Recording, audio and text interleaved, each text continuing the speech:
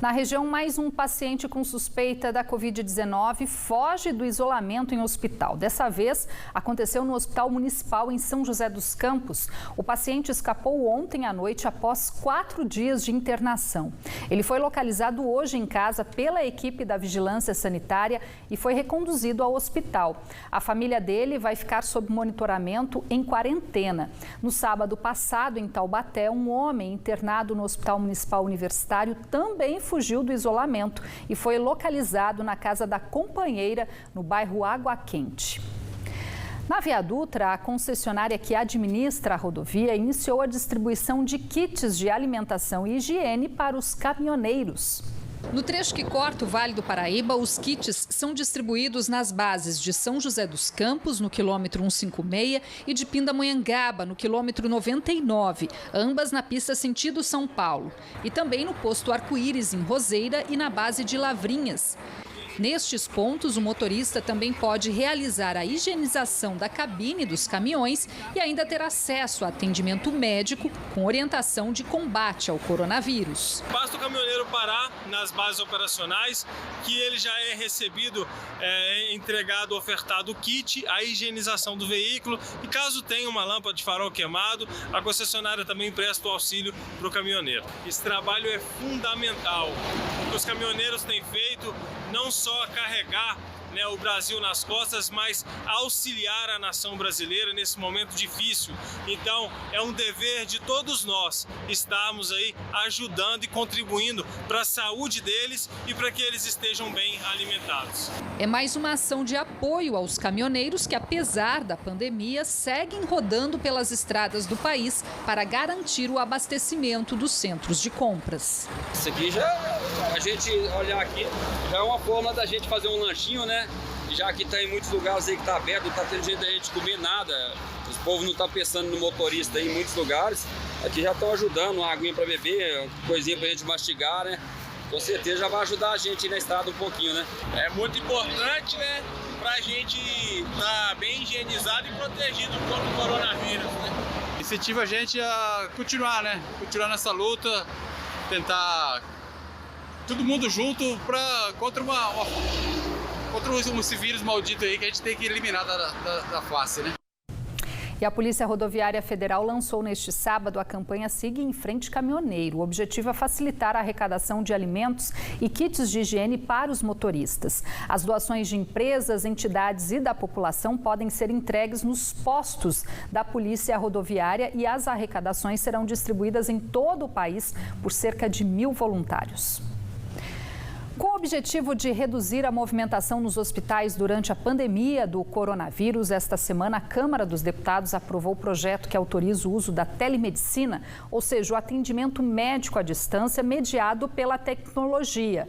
Para entrar em vigor, o projeto de lei em caráter emergencial ainda precisa da aprovação do Senado.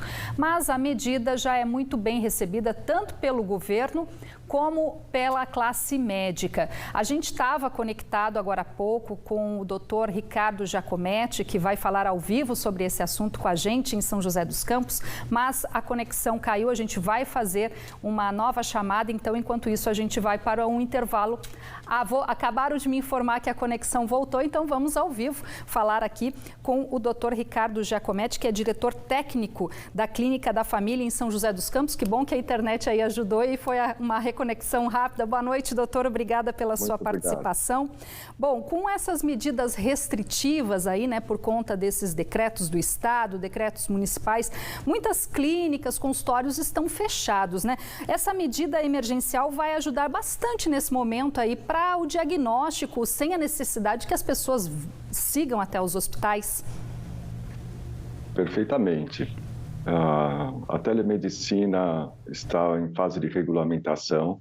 Normalmente ela não é permitida por vários fatores e agora nessa situação emergencial, com certeza nós médicos não podemos nos ausentar a responsabilidade de continuar dando atendimento aos pacientes, eles precisam, e isso daí vai com certeza facilitar em muito e diminuir o risco dos pacientes, no sentido de diminuir a necessidade de mobilização até a clínica, né? Doutor, a gente sabe que muitos médicos já têm aí o hábito de entrar em contato com os pacientes, aliás, os pacientes entram em contato via WhatsApp, que facilita bastante. O que muda na prática com esse projeto?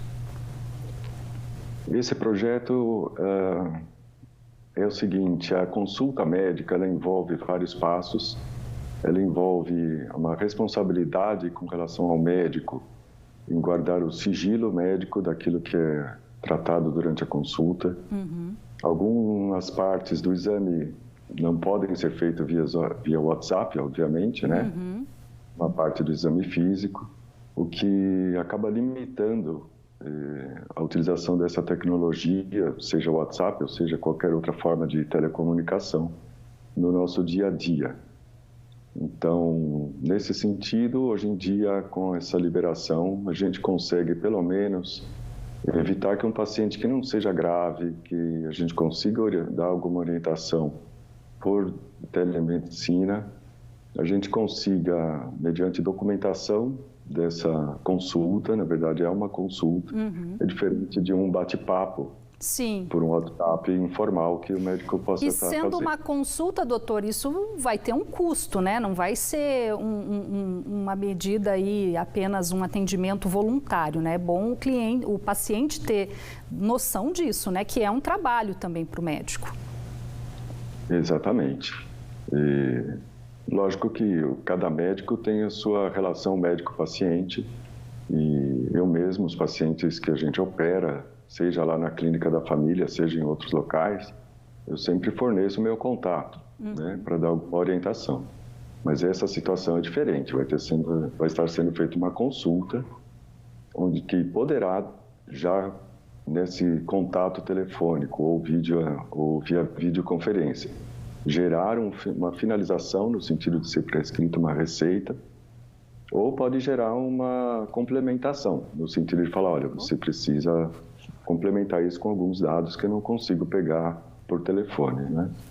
Tá certo, então, doutor Ricardo Giacometti, doutor que é diretor técnico da Clínica da Família em São José dos Campos, muito obrigada pela sua participação, pelos seus esclarecimentos aqui no Band Cidade.